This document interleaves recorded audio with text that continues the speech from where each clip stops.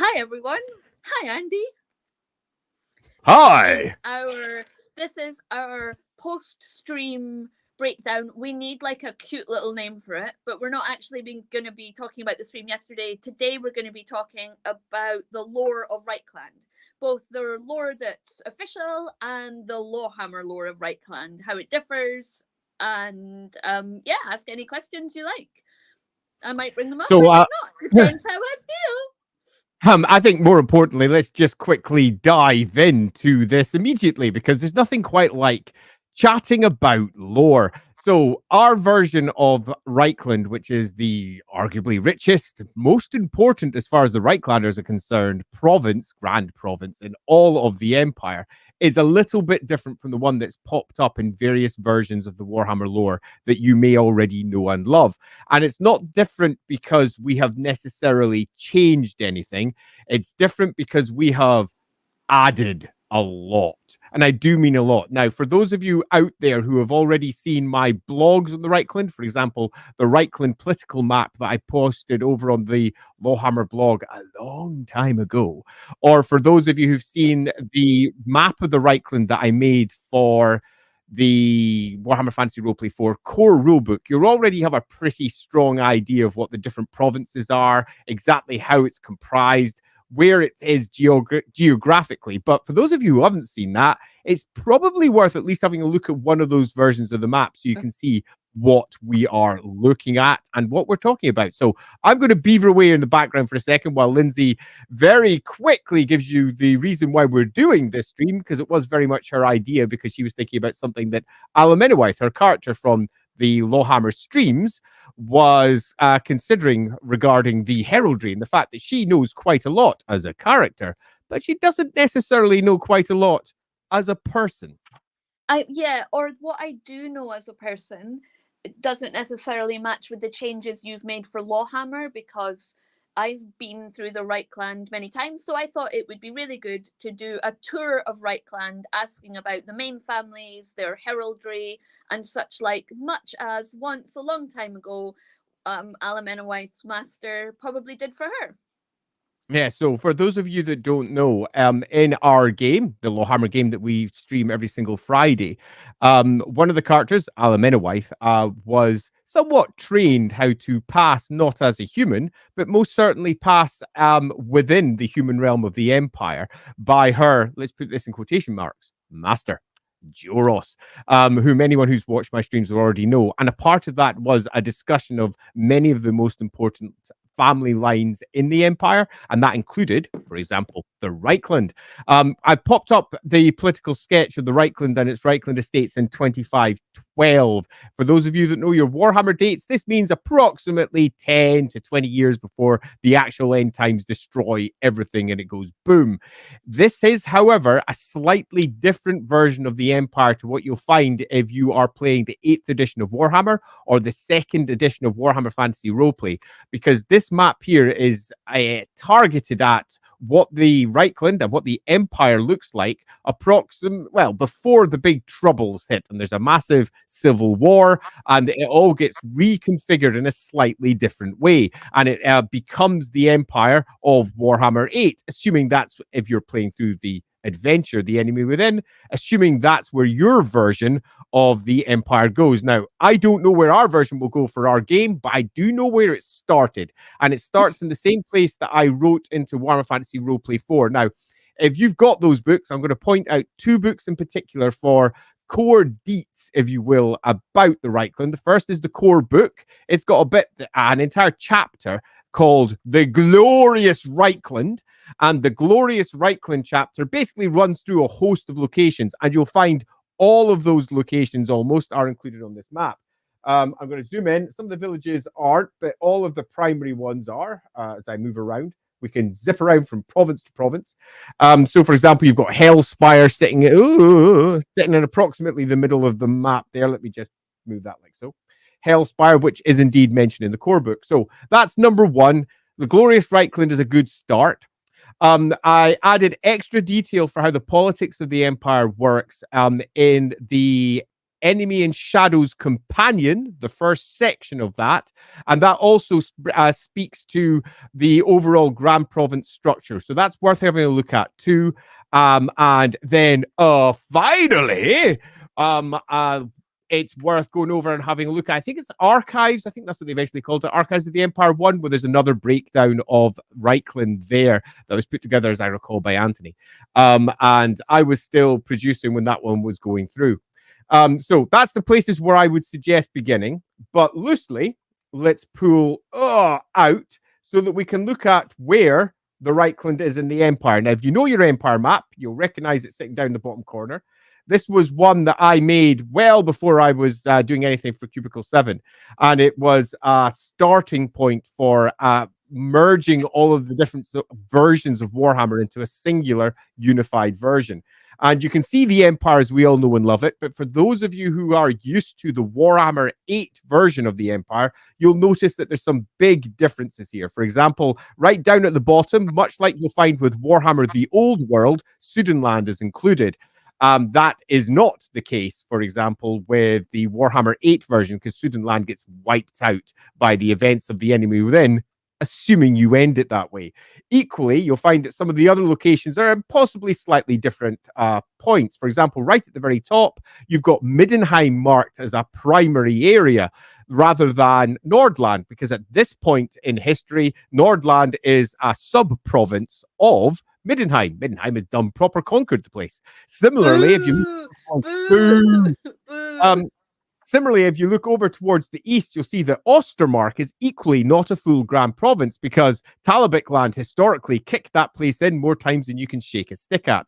And in exactly the same fashion, when you head north, you'll see that Hochland is also a sub-province. That's because it's a sub-province of Talabheim, the city-state. Similarly, if you go down the south for the last one, which is the major differences, Nuln has got Visenland as a sub-province. So that's, for example, Nuln, Visenland there. Or if we move over here, Talabheim land with Ostermark. You'll also note there's a bunch of other minor provinces kicking around, like the Northern March just above Ostland. Or if we go over to the Reikland, Upper Teufel, and Altdorf, all of these points have popped out. That Altdorf marker there isn't to show where Altdorf is. That's to show that it's its own unique city-state. It's a sub-province that sits underneath the Grand Province of Reikland. And what exactly that is, I'll discuss in just a moment. But loosely, you can see where Reikland is. It's actually been shaded off a little there, so you can see it nice and clearly in comparison to the rest of the Empire. And it's worth noting that it has, even though it's off to one side, an exceedingly central position. And it can be somewhat difficult to see that it's central. So I'm going to mark out why it's central. And that's because of the enormous river system that moves throughout the course of the Empire.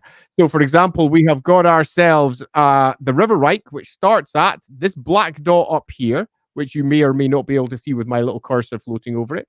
And it flows all the way up towards Altdorf, and then it flows from Altdorf both eastwards and southwards, broadly speaking, but also northwards, because one of the northward rivers reaches all the way to the Middle Mountains. So effectively, Altdorf, which is currently the capital of the Empire and also the capital of Reikland, is connected all the way up to Middenland and Middenheim. It's connected all the way up to Talabheim. It's connected all the way south down towards Nuln, and through the various other tributaries through to almost every other capital in the Empire. So whilst it may not look like it's central geographically, in terms of your ability to move around the Empire, Altdorf is pretty much at the center of it all, and it is the capital of Reikland, and almost all the taxes of the Empire, to a degree, flow through that city. And I say to a degree because in some cases they barely do. In others, it's completely flowing through there. It's a long and complicated set of histories that are involved in that particular instance.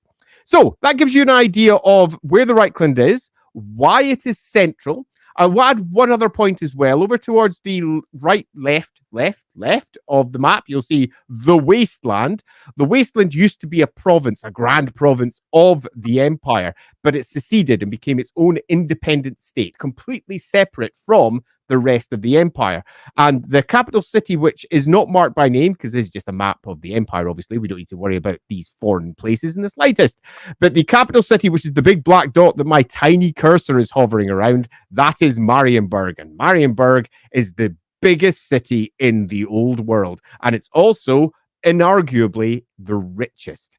And that, in part, is because it's connected directly through to Altdorf. And a lot of Altdorf's richness, in turn, comes from Marienburg as well, because of its central position between all trade in the empire down towards Marienburg itself. So, loosely speaking, the Reikland is beautifully positioned for being a central component towards all of the empire. And further, at the point when this map is created for, which is 2512, that's 2,512 years after the coronation of Sigmar, or possibly a different thing if we go by old world timelines, as the lore master and I discussed in our last stream last Sunday. The timeline has been gently tweaked inside the old world book, and we're not convinced it's been tweaked on purpose. So that's an entire other conversation. Do go watch our other stream about that. And indeed, we're going to be carrying on our old world chat tomorrow on Sunday at 4 p.m. UK if you want to know more about the lore that has changed between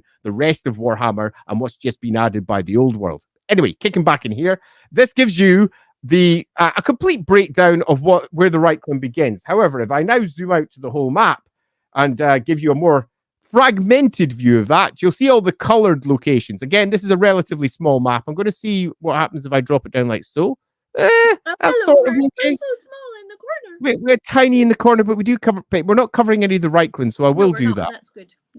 Yeah, that's pretty decent. Okay, so you may notice I'm just plowing on regardless of questions. We're just going to run through all the core bits, but if anyone drops super chats or anything similar, we will bring those up.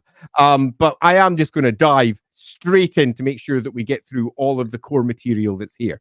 So right at the beginning, you'll notice that the Reikland here has all of its areas marked out in different colors, so it hopefully stands out from the rest of the background. There is a couple of things that I'm going to add to make sure that it's clear, because it's not super clear on the sketch. But if I zoom in, for example, into the corner map up here, it is super clear. If I pop up over there, you can see the Reikland, which is in this section here, is right on the edge of mountain passes and is bounded by forests on pretty much all sides, except for this long white area that sits between the forests and the mountains. It is somewhat, you could argue, unimaginatively named the Vorburg land, as in the before the mountain land. And the Vorburg land, which you may be able to see there marked as Suden Vorburg land, sitting right across the map. And if we go further up here in the roleplay role, that's the Vorburg land continues all the way up through here. The roleplay lore for that, there we go. We've got the Vorburg land mentioned there. You might just see it sitting in the center. Vorburg land. The Vorburg land is in many respects the bread basket of the Reikland, and was one of the reasons of its many successes. Particularly down here in the area that's marked out purple, where we've got Upper Teufel, that is where the vast majority of the Reikland's most capable farmlands can be found. Now, obviously, around each of the major cities and build-up points, there's all sorts of clearings. Around Grunberg, for example, there's a huge amount of space around there for the subsistence level farmland that it needs as well. But there are some places, like, for example, if we go all the way up north to Altdorf, that for all it is surrounded by a lot of farmland all the way around the edge. The Amber Hills to the south, which are super important for you Amber wizards out there. The city itself is also surrounded by enormous mud flats. It's got just over towards the northeast side a huge area called the Reichsport, which is where the Imperial fleet, that's the Navy, berths. But broadly speaking, it needs more food than it can itself secure, which is one of the reasons for the great successes of these lands down to the south, the Archduchy of Upper Teufel. And they ship it downriver. You might see the river here, the Teufel River, and the Teufel connects through to Grunberg.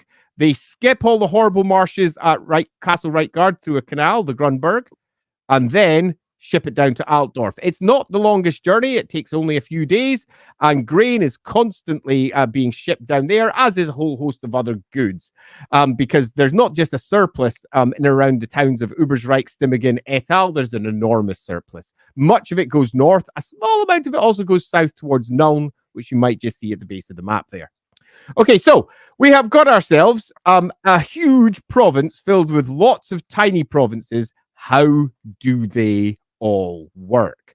The general belief is that the Prince of Reikland is effectively like the King of England. That's loosely how most people perceive it. And as king, they think of him like some medieval king. He has absolute authority over his lands. That is not the case in Reikland at all, in the slightest, in any way, shape, or form. Um, if you want to have a land or a great realm like that, look north towards, say, Middenheim or Middenland, where they do have absolute authority in a completely different way. But down here, they just don't.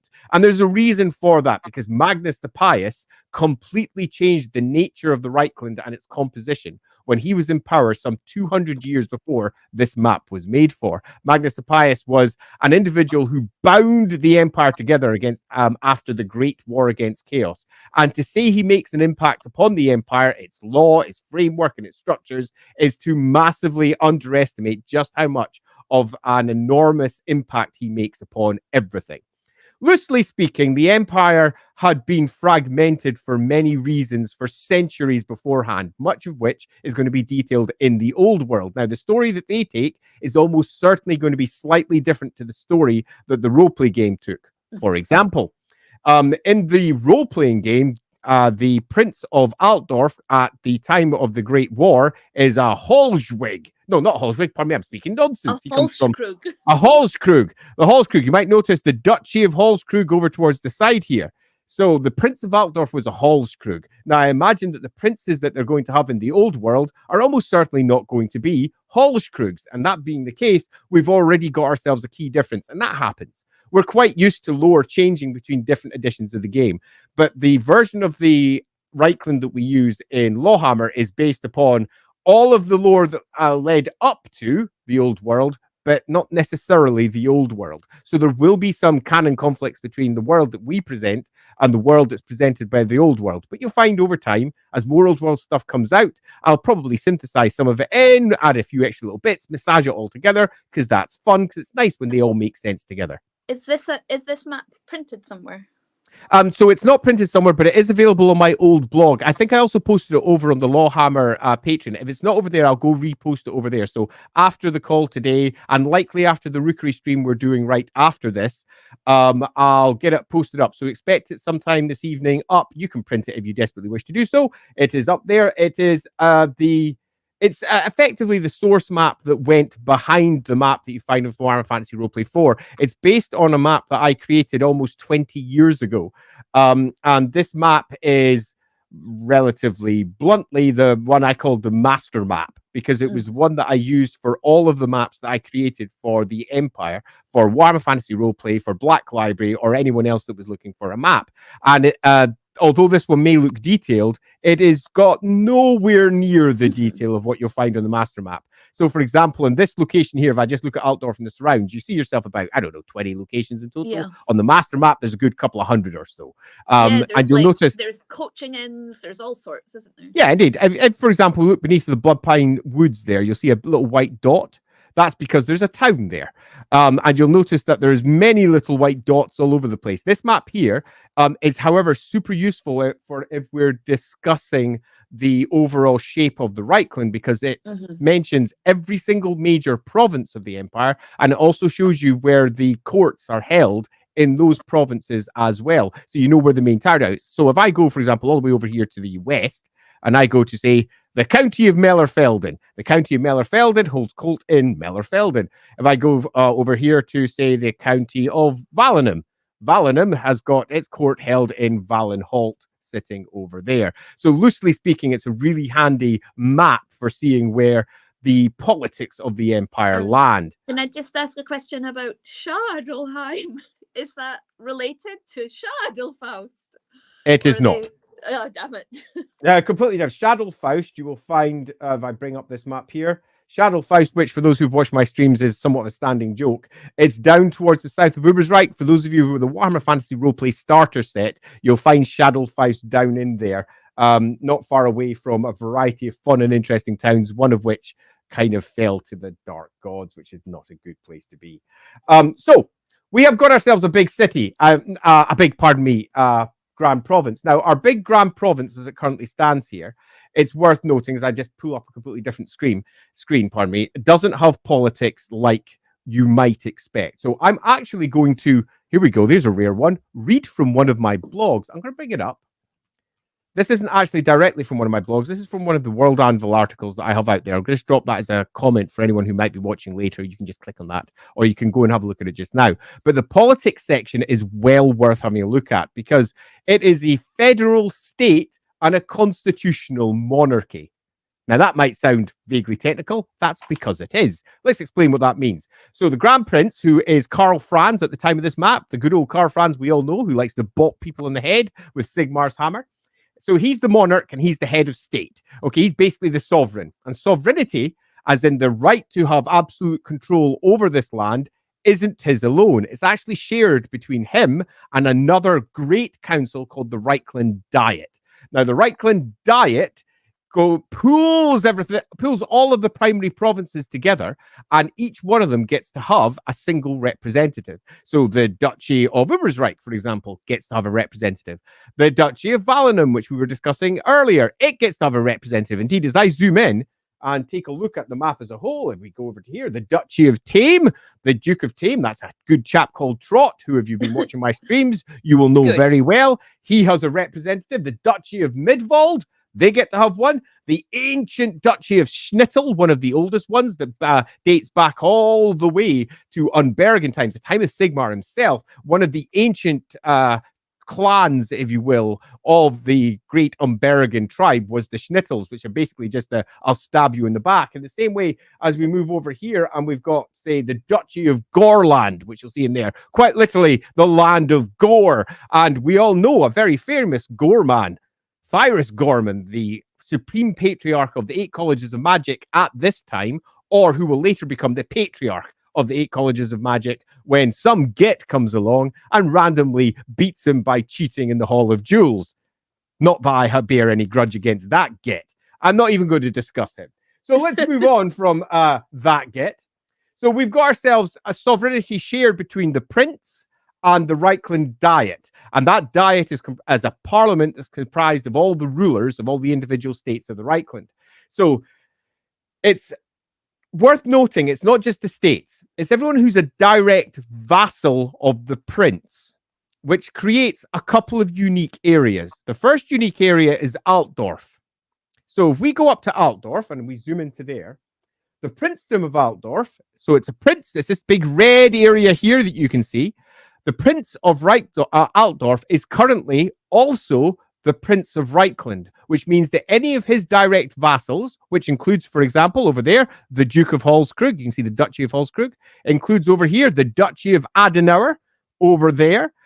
There's another couple kicking around there, the Barony of Steichel, down towards the south. Those 3 dukes swear directly to not just the Prince of Reikland, but the Prince of Altdorf, but the Prince of Reikland. So they get a vote, even though they're a province within a province.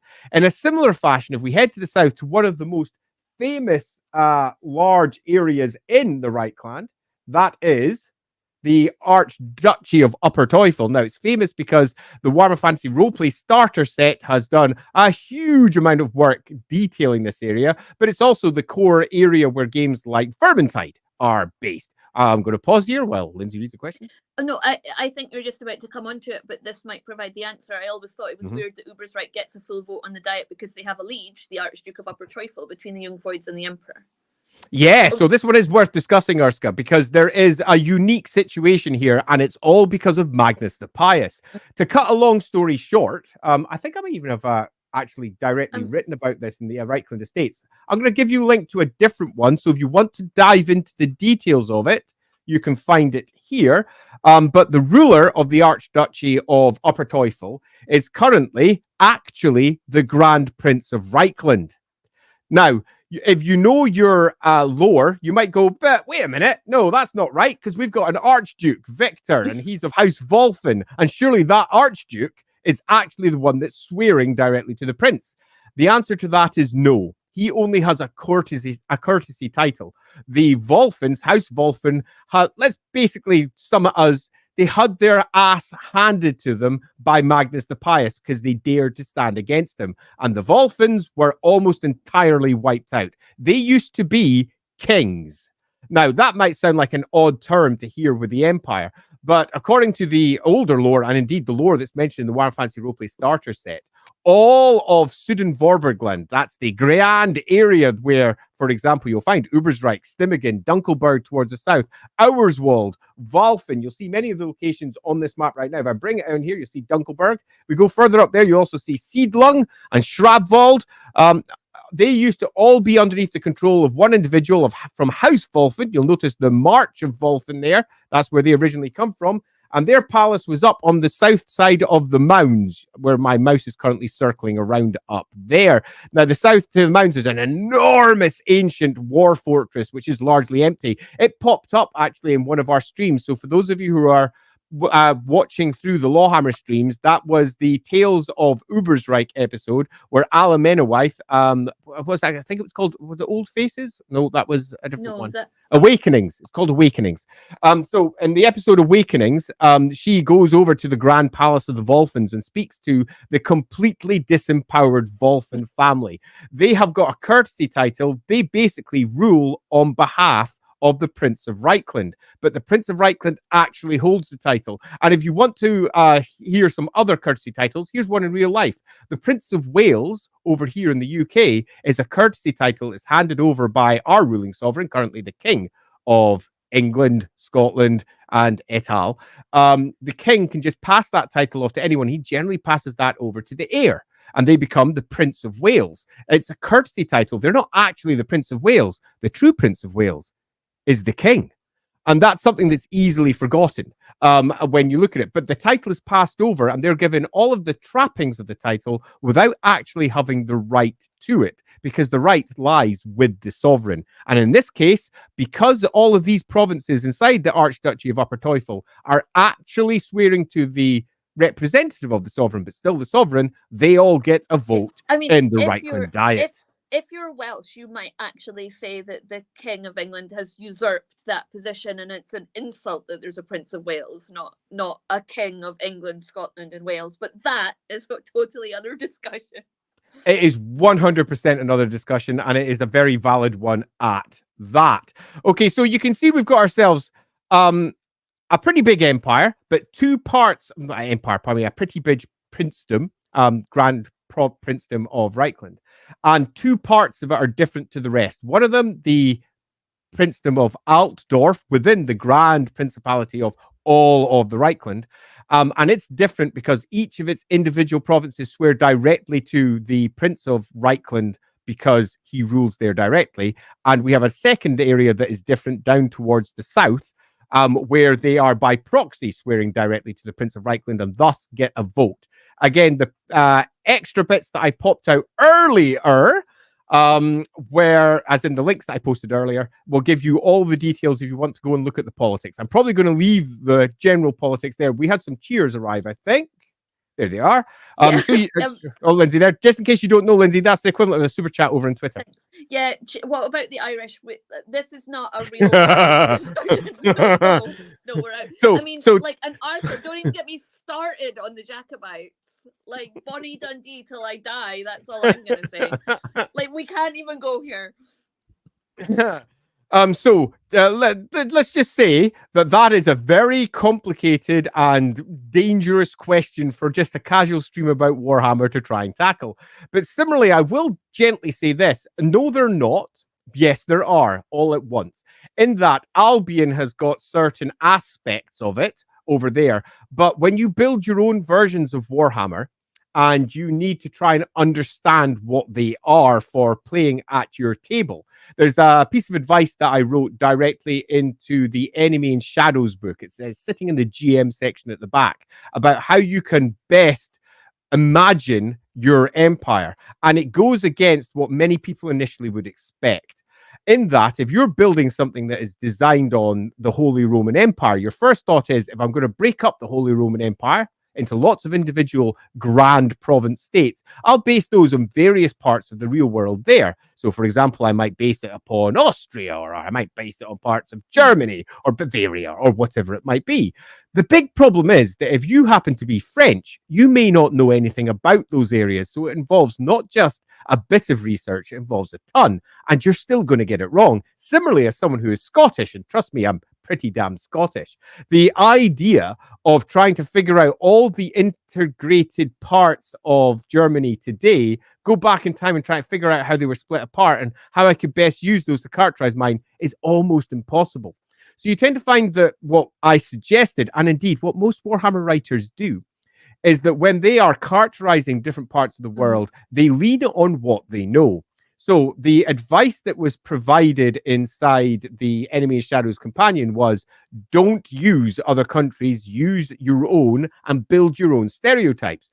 For example, in the LOREhammer version of our game, for those of you who've been watching the most recent episodes, there's a Nordlander, and my Nordlanders are extremely Scottish because that is something that I understand in terms of giving them a quick character, and it also matches the character that was written directly into, for example, Sigmar's heirs, all the way back in 2nd edition of Warhammer Fantasy Roleplay, where they're seen as loud and brash and northern barbarians. They swear too much, and by the fucking gods, do my Nordlanders swear altogether too much. Can I just say, like, Warhammer can contain multitudes, so both at once, our Albion is sort of Scotland and Britain, but at the same time, our empire is microcosms of different parts of Europe that are mostly based around the British stereotypes that we know.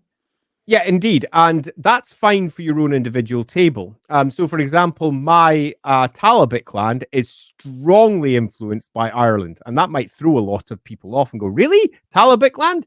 But yes, because of all the standing stone circles, all the Celtic influences that run through that area, the whole connection to Tal and Raya, and then through to the Old Faith with the Belthani, there's all manner of loose ties that I can use. Plus, I can then use that for an accent for trying to define it. It means that, for example, in our stream, we've got ourselves someone who is Irish, and they immediately have somewhere they can go, well, that's my place that I can start playing with and I can understand. And that really helps for building accents in our game. And indeed, for almost every writer of Warhammer, Reikland is pretty much England. Now, that might surprise a lot of you out there. Everyone might be going, wait a minute, how can something based on the... what? Holy Roman Empire's German, isn't it?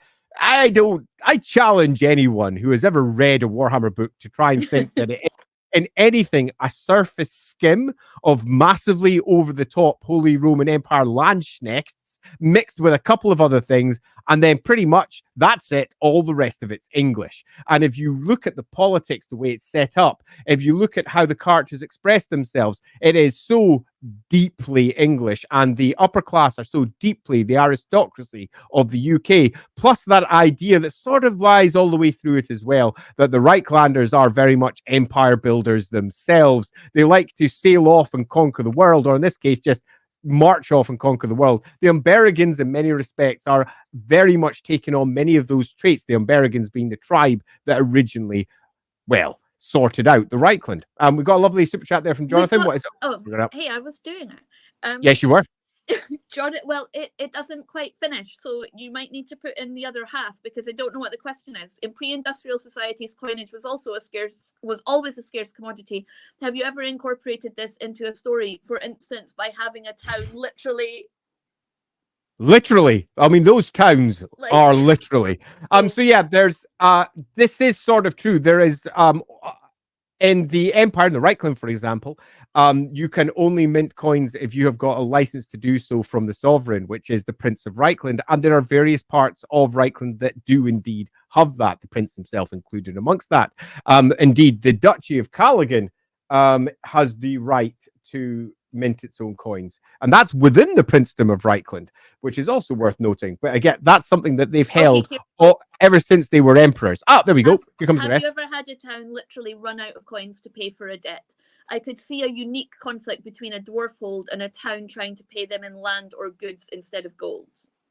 And I think that is a marvelous story situation that can be created, particularly because you can then start pulling in external sources like moneylenders from the cult of Handrich, for example, the god of merchants, or alternatively, moneylenders coming from Marienburg or any of the great city-states of the empire. So they can start having a strong influence on the situation and go, sure, I'll lend you coin for whatever. Or getting Sigmarites involved to counter to the dwarves and say, well, actually, if we're talking about what would have happened in the time of Sigmar, according to tradition, then would we even pay you in gold? Could we not pay you in some kind of other Yeah, so loosely you're looking to tell stories, and I think that these are super fun ways of doing so because there is a limited amount of it, particularly if you're outside Altdorf where it all tends to gather. So zooming out, you'll notice that there are somewhere in the region of around about, as I recall, there's about 60 odd various grand provinces. Each one of provinces, pardon me, within the Principality of Reikland. And each one of these has a vote on the Diet. And as we said already, they share power with the Prince. And what that means is the Diet are allowed to make laws for all of Reikland, or the Prince can make a law. And then the other side ratifies it or not. So if the Prince of Reikland, for example, said, I want to make a law that says mutants are legal and are no longer illegal, he would need to then get the Diet of Reikland to agree to that. Now, I bring that one up for obvious reasons for those of you who know the Enemy Within or the LOREhammer stream of it, because that actually occurs. And what happens in that game is that edict is put forward. Well, as I recall, it's actually marked as a decree. Let me go. A decree, there we go, is a statement of intent only. It only becomes a proper edict if both parts of the Reikland sovereignty ratifies it. So if the Emperor goes, here's a decree, all mutants are legal, the other part might go, hey, we've voted that down. Sorry, mate. So it just stands as a decree of intent, which means that anyone that wants to support the Emperor can do so. Similarly, on the other side, if the Reikland Diet did a decree, let's say, I think the Prince of Altdorf needs to be kicked out, the Prince of Altdorf would then have to either agree or not to that. I have a feeling that the Prince will always say, no, I don't think so. And this is further complicated by the fact that right now the Prince of Altdorf is the Emperor. So you said there would support it's the not Emperor, just the Prince of Altdorf, it's the Prince of Reikland. Yeah. Sorry, the Prince of Reikland. Yeah. But actually the Prince of Reikland isn't always the Emperor. Absolutely. And indeed, the Prince of it is worth noting that the Prince of Reikland is not always Emperor, although historically it has been for quite some time. Yeah. Okay, so that's loosely how the politics work. We can go further into that if you wish, but I think that we've got the general idea here. So if the Prince of Reikland wants to do anything at all outside of Altdorf, the Princedom of Altdorf, which we can zoom into at the top, where he does hold almost absolute authority, although, again, it's a city-state. There's a council of burgomeisters. There's a whole host of other people that are advising him in a variety of different ways. It's not as simple as he simply makes decrees and edicts. He requires a bit of support to get anything through. But if he wants to do anything to Reikland as a whole, he has to get a vote to support him. And that is really, really hard. And is also why the Warhammer Fantasy Roleplay starter set is such a fascinating beginning, because the Warhammer Fantasy Roleplay starter set is all about how the Emperor passed a vote to basically take Ubersreich from its rightful ruler. And it passed.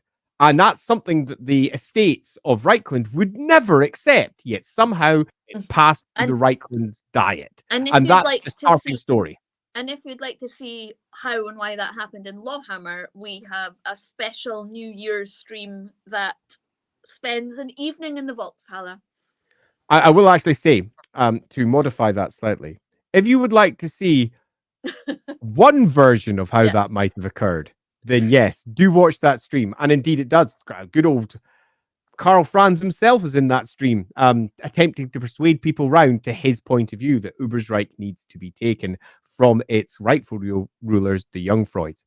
So there we go. We got the core aspects of how the politics on the big picture are handled. But as we drill into each one of the individual provinces, let's say, for example, the Duchy of Mittelvorbergland, sitting right in the middle.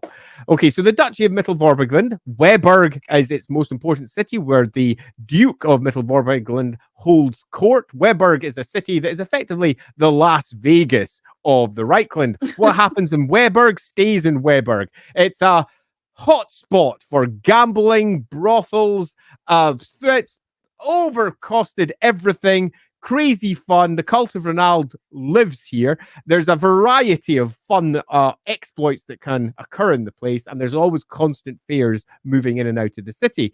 It's got its own character, as do all of the individual towns and cities of the Reikland, and it's often forgotten where pretty much everybody sort of goes, well, it's another one, isn't it? So that's, let's put some walls out, let's put some white plaster and lath up, and that'll do, won't it? It's got some crooked towers and a couple of chimneys that are a funny angle. Away we go. That's the next town. No, each one of the towns in Reikland have got entirely different characters, whether it's the mercantile Bergenhafen, or if we go over to Ubersreich, the fortress town down in the south, each one of them is massively different. If we look in Alemena journal, she took a special note when she was passing through Nadja's It's not finished yet, because a feature of Nadja's is very narrow houses with colourful wood. And if we go, I'll show you where Nadja's is. If we go up, Nadja is right. Nadja right there. Alemena wrote it wrong. She's not. The Freistaat of Nadja. And Nadja is a very, very recent Freistaat that exists over on the edge of Talabicland, of all places. And it was originally added to the game during the Storm of Chaos. No, it was originally added to the game, not in the Storm of Chaos. It came after that, during the Nemesis Crown campaign. And you'll find that this map, because it's based on the master map, takes sources from pretty much every single thing what has ever been written and plumps it all into the same place and basically synthesize it all into one great whole. Okay, so we've discussed politics. We've discussed that there's lots of individual provinces. There is one other type of province which is worth dropping down. And let's see if I've got this marked on my other one. Let's go to the Reikland Estates. I'm going to bring this one up. And that is the Kleinestadt. Oh, the bloke person's coming in. Hey, bloke person, great to see you here. Odd question. Nothing is an odd question for us when it comes to Warhammer. Where would be the prime wine growing regions in the Reikland, and what kind of wine is grown or preferred, white, red, or sparkling? Okay, so wines of the Reikland have been covered in multiple places. There's a few that I will pop up. Eilhart, right over in the center here, is known for its wines. That's one location. Weberg is known for being a great consumer of wines. If we move down towards Ronald's Garden, as it's often called, Stibbigen and the Duchy of Falkenhayn all round is absolutely redolent with grape. They are everywhere. There's whites and reds in both locations. It's also worth going all the way up to the Princedom of Reikland for one of its more famous ones, the Callaghan. Now, that's a place that I've been mapping on a separate set of streams that I've not had a Thursday free for what feels like 9 years to actually start doing that again. But the good old Duchy of Callaghan is very famous for, it's, as I believe, a white wine with the body and flavor of a red. That's one of them. Plus, there's also some ice-style ones which give you an almost mentholated wine, which is proper mental. So one thing to remember about the Warhammer world is that most folks do exactly what the bloke person did here. Let's bring it up again, that comment. Yep. And they immediately ask, is it red, is it white, or is it sparkling? Forgetting that in the Warhammer world, a world that's redolent with magic and has other things, that sometimes it's not even a rosé, it's something that's white but actually red, or red that's actually white, or something completely different that is still created from grapes and has the qualities of wine, like their ice wines, which are somewhat more mentholated in terms of their overall flavor, which is completely different. So all of that is also worth loosely mentioning. And there's probably in Reikland, I would imagine, from what I know of Reiklander nobles, that there's kind of a split. You might have some Reiklander nobles who are particularly picky about only drinking like Reiklander wine for Reiklanders. And then you've got a certain set of Reiklander nobles who would say, what kind of wine is preferred? Bretonnian, of course. Yeah, quite. Of course, the only proper wines that we should be consuming, especially if they've come from ad province of preference, or indeed duchy of preference. Absolutely, completely agreed. So the Reikland in general has quite a lot of vineyards, particularly down in the south, where it is almost renowned for them. For the Vermintide game, I created about 5 or 6 different wines for that. I also created a bunch of other wines for some other supplements at various points. Loosely speaking, many of them come from the Reikland, but it's not the largest wine producer in the Empire. I like the idea of a Maggie Smith type dowager down in in Stimogen or somewhere being asked about the wines that they make, and her saying something like, "We're not actually going to drink them, darling." Not a Like, Reikland of wine. Reikland wine. Like, they make them, they're happy to take the tax revenue, they're happy for all the commoners to drink them, but we wouldn't actually drink them. Yeah, inside the core book, there's another wine which is strongly related to, of all things, the undead and ghosty stuff. You'll find that Reikland has a nice mixture of different stuff out there. So yeah, do take a look. But to answer the question directly, the prime wine growing region in Reikland is down the south by Stimigan. Indeed, it's called out in multiple sources. Ranald's Garden. Indeed, just as a small anecdote on that, I remember when that was getting pinned down in place for the core book, I got an editing note back from Graham Davis, who said, Ranald, wine, not at all appropriate because Ranald, god of this, wine is associated with this. We had a nice little theological debate, which I won, yay. So the name was kept. And that still sticks in for down near Falkenhayn and down into the north of Dunkelberg as well. So lovely question there. Thanks very much to Bloke Person. Appreciate it. So we've got the Reikland. We've got all of its individual provinces. And as I was about to move on, there's another little thing. The kleine stats, the really small ones. So there's 63 big ones. They're the ones that you can see in the map. But there's also a huge number of smaller Reikland estates of just maybe a few miles across or really super tiny places. They're called the little estates or the kleine standa. And they're so obscure that many of them aren't known. They became a feature of our stream where the Emperor manages to get a vote through because he hikes a bunch of them in, many of which are ruled by not really nobles anymore. And they are basically Reikland estates on the books only, where they all had to be passed through the good old Reikland Diet to be proper estates. They were accepted, and they all voted largely in the direction of the Emperor. So there is other parts. Again, the link that I popped over earlier about the Reikland estates gives you a good idea of where that is, and also speaks to the 63 Reikland estates and all of their rulers as well. So if, for example, we go over to and this is the rulers that were the case when I left the job. It's fair that other people may have come in afterwards. That's when I was producer of Warren Fancy Roleplay. Other people might have come in afterwards and not knowing where the various places were created from may have added their own rulers to these areas. I have literally no idea. I've not read those books. So if I pop in and I drop into, say, the county of Bellerfelden, for example, since that's the one that's popped up first, I can quickly look at my one and say, Mellefelden. Let's say Garmdeck instead, since that's easier to find because it's up here. That's Albrecht the Second. Good old Albrecht the Second. Lovely there. Mandatus. Oh, you got it. Calum. Sorry, just lingered over the name there. So why is it named Ranald's Garden? You know what? I might do a write up on this instead of having a loose and I would think almost unsatisfying answer here, because I just go something along the lines of, oh, it's for historical reasons, yeah, because things happened here, okay, which is all really quite dull without going into the whole story, which takes a little bit of time. So what I'll do instead is say, I'm going to write that one up because I like it. And it's a good question. Thanks very much, Mandatus. But not only am I going to write it up, I'll give them the little story behind it. And at the moment, hey, we can actually tie this in with something that our production goblin wants to do. I could actually write the story out for it because we've got a very loose version that was written for it. So something that Erin was wanting me to do was to just loosely tell some sort of loose and character stories, because that might be quite fun, and we could pop them up as short videos, maybe 5 minutes of this one, 10 minutes of this one, or whatever, with me sitting down and just telling you a story from the Warhammer world that might be unexpected. And the Root of Ranald's Garden seems like a really good one for that. So you've sold me on that idea, Mandatus. I asked Andy if we could do this one in character as Alemenawith and Joros, but nobody really needs to hear me be scolded for 60 minutes. So, you know, and gently mocked for my ignorance. Yeah, that'd pretty much be it, wouldn't it? I'm going to write that one down, Mandatus. You rock. I'm going to add that, and we will write that up as a full story and see what we can do about turning that into a thing.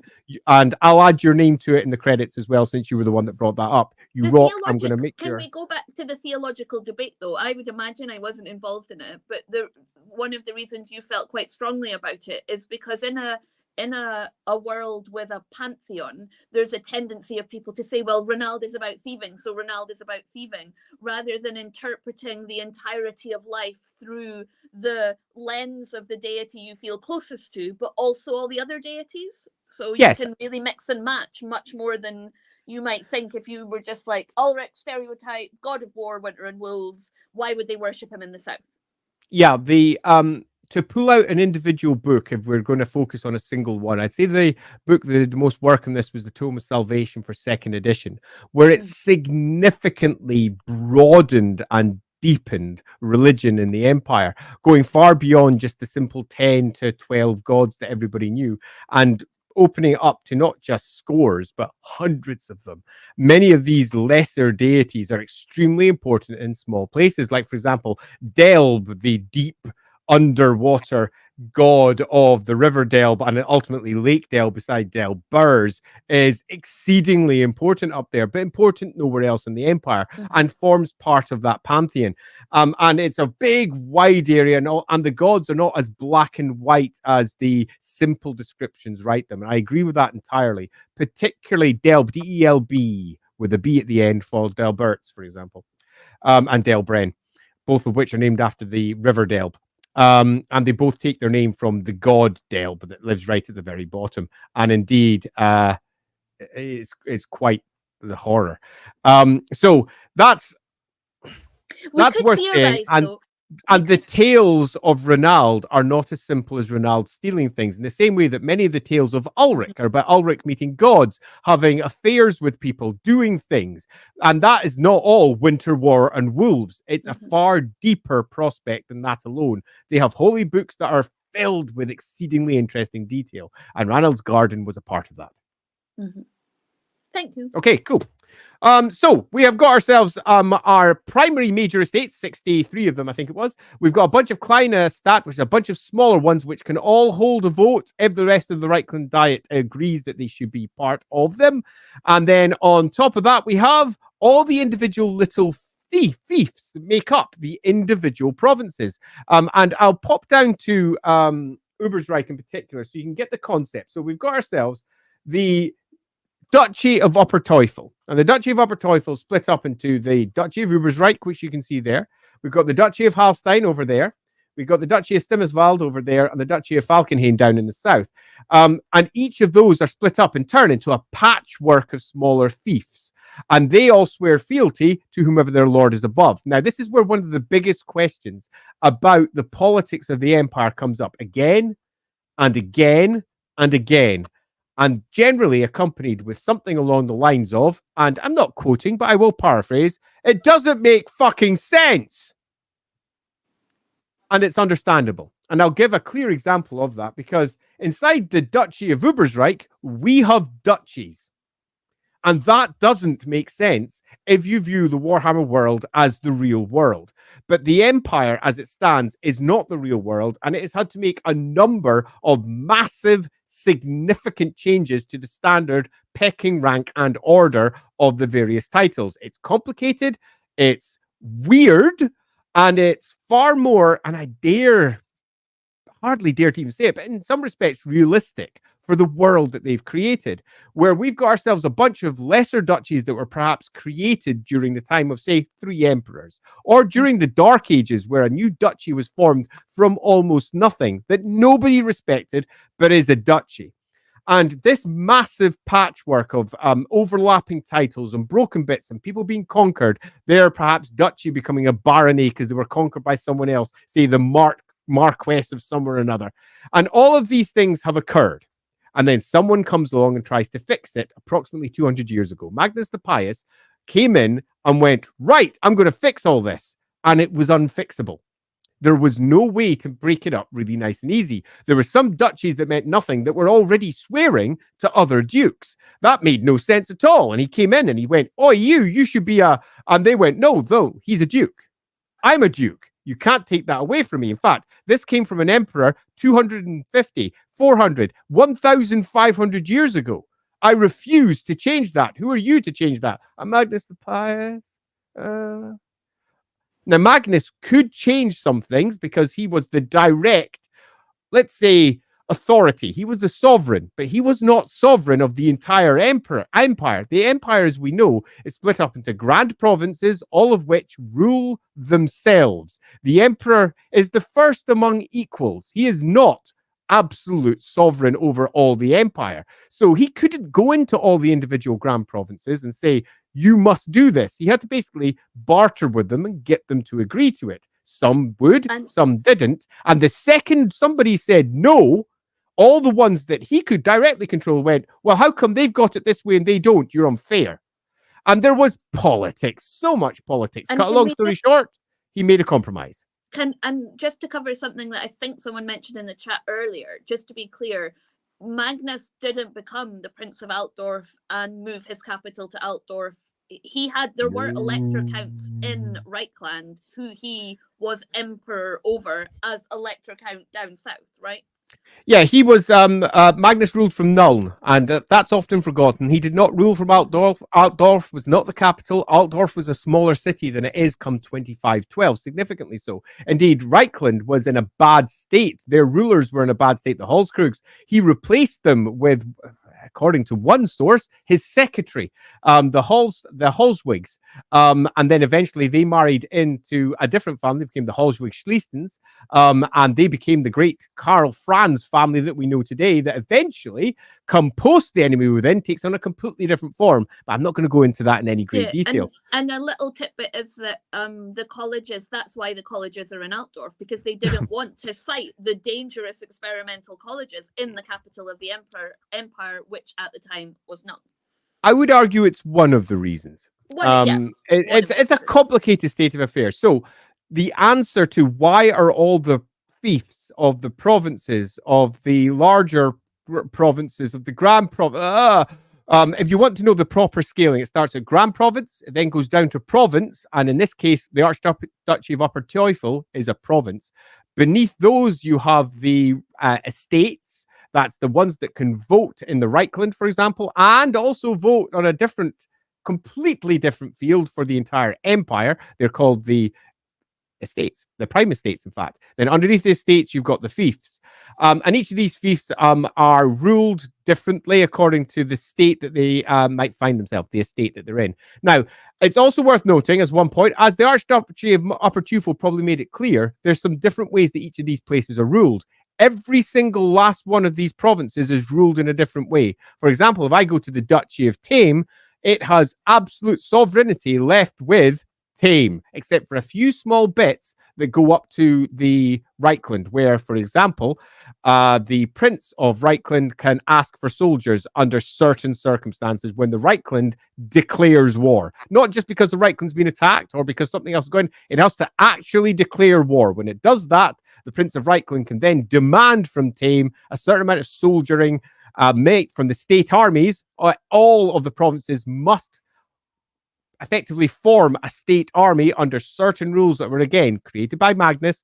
None of them can become too powerful, so they've got a limit to the number of soldiers they're allowed to build, but none of them are allowed to be soldier-free. They must dedicate a certain amount of their tax allowance to training soldiers and free companies and similar to ensure that the empire can be properly defended, and indeed the Reikland be defended. So here we have absolute sovereignty. If we compare that to Bergenhafen, the Duke of Saponateam has almost no sovereignty at all. He's basically sold it all off to others, but it's still his rule. He just basically delegates it to lots of other people and can't really claim that power back.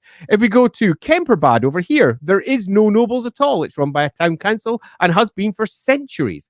If we go over to the princedom of Onelreich over here with Onling, it is a sovereign state that the Prince of Reikland can ask nothing of. Literally nothing. Can't ask for soldiers, can't ask for tax, can't ask for anything, but it is a part of Reikland because of an ancient treaty that is held in place. That's one of the very few princedoms in the empire that has absolute sovereignty over itself that isn't part of the Grand Province structure, but is, because it's part of the Grand Province of Reikland. If we go over to, for example, let's take somewhere completely different. Let's go over to Telland. Okay. Where were you going to go, Lindsay? I wanted to go to Helmgart. Good old Helmgart. Now, Helmgart, run by the Mackinsons, the Helmgart is ruled by the appointment of the Prince of Reikland.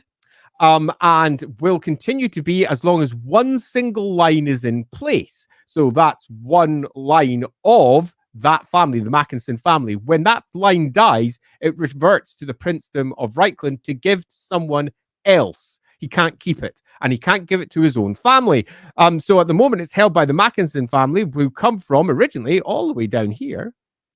Mackensteins, the In Duchy of Mackenstein. Mackenstein. So they're like a lesser family of the Mackensteins. Indeed. But the current Mackinson in our game is a friend of the Emperor, so has Direct some friend, influence best mate. because of that. One of Yeah. the group of lads that grew up with the Emperor.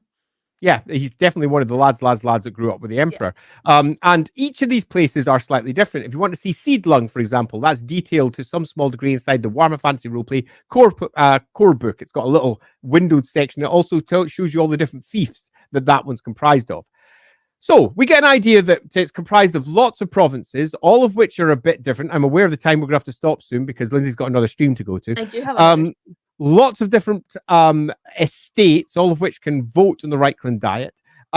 They're split up into fiefs, but each of these fiefs are often split up into further fiefs. And in some parts of the Reikland, it goes down almost 10 tiers of various odd, twisting titles, some of which are no longer even considered to be really noble. They might be the custodian of this town, or they may be the knight protector of another town.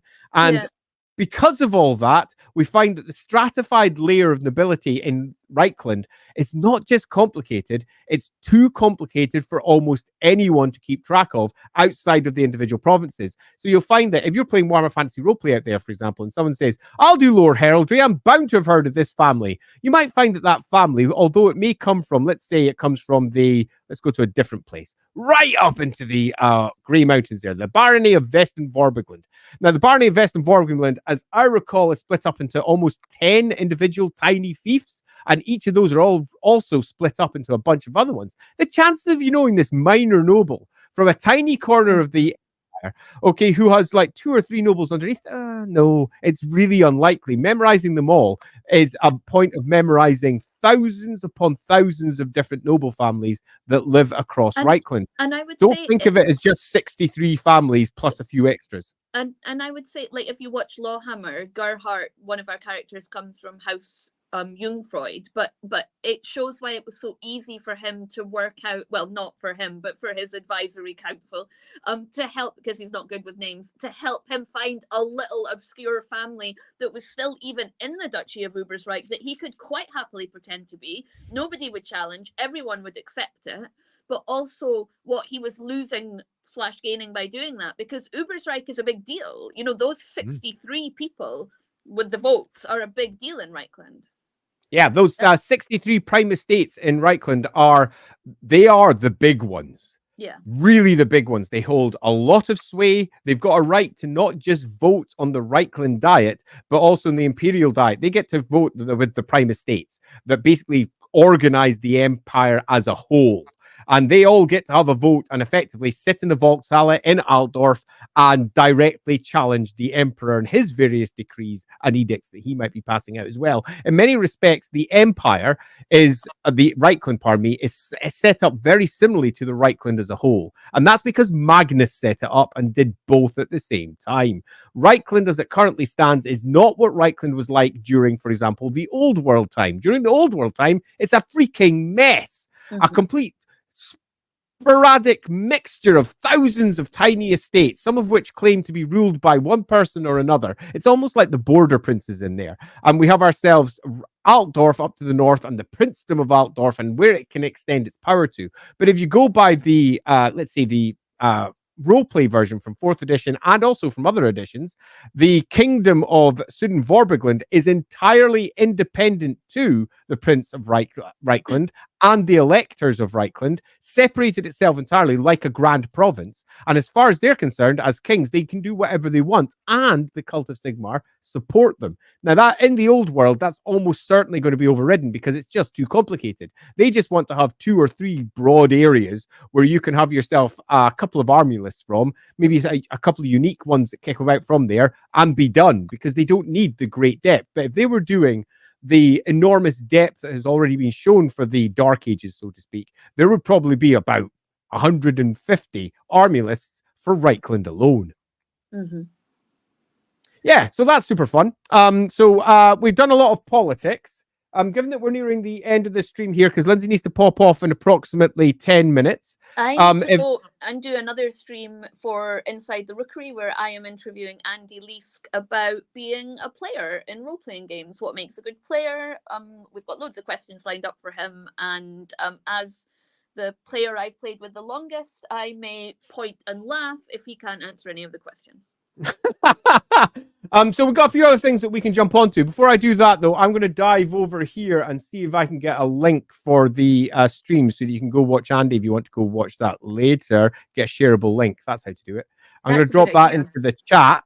Okay, let's drop that in. So if you're a role player and you want to be a better role player, that's the stream for you. It's in half an hour, 40 minutes. Yeah, it's at 7 o'clock. 7 p.m. UK time. So that's in, assuming that you're watching this live, that's in approximately 40 minutes from now.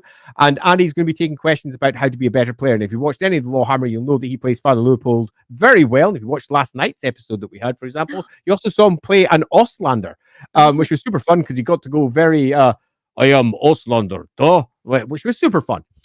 So if you've got any further questions about Reikland, now's the time to drop them. I'll just pick up any old random ones I see, and we can drop them in. We have mostly just discussed the politics and how it works. Yeah. We have mostly just discussed how the Reikland organizes its rule. But if you've got anything else you'd like to know, do drop it into the chat right now.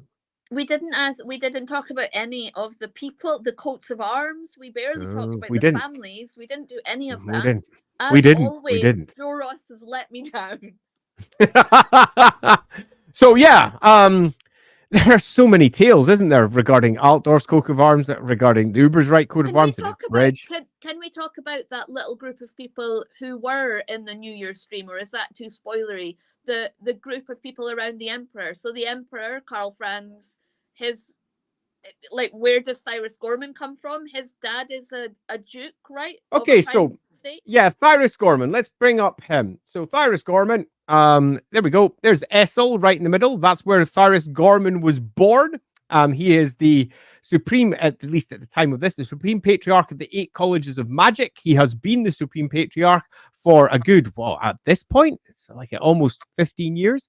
He is generally described as a childhood friend of Karl Franz, but it's also worth noting that he's also older than Karl Franz. He grew up with and was a part of that coterie, but it's also worth noting that he's older, and as another relatively important extra detail, very much has been a part of the colleges since he was very young. And when he first arrived there, he was simply a prodigy.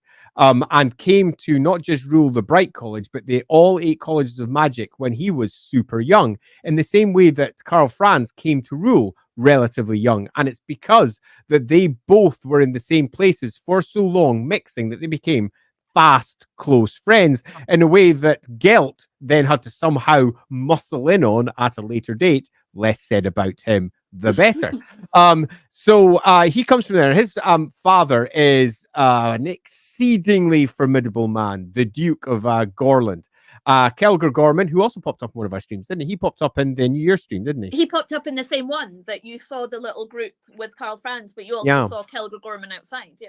Kelger Gorman is, much like most of the 63 prime estates, an exceedingly powerful man. And he had not just strong opinions, he can wield that power with a great deal of, well, he can swing votes. And he was there that day, and he did. It's also worth popping out another one who's really powerful that's often forgotten about. Are we going to talk about Drakenberg? We are! Drakenberg down in the south. So if we pop over down towards Drakenberg, the Duchy of Drakenberg. Now, the Duke of Drakenberg, Constantine, he ill-omened name. Yeah, Constantine, particularly when you're close to Constant Drachenfels, just down there, Castle Drachenfels.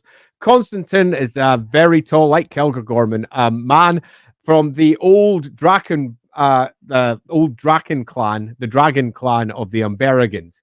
And his estate is as old as the empire itself, if not older. He has been a duke there since time immemorial. He was in the Reikland Council, which is the advisory body for the Reikland to the Prince of Reikland, with the previous emperor. So he was advising the previous emperor and held the highest position there. He basically was, if you're going in Game of Thrones language, the hand to the Prince of Reikland.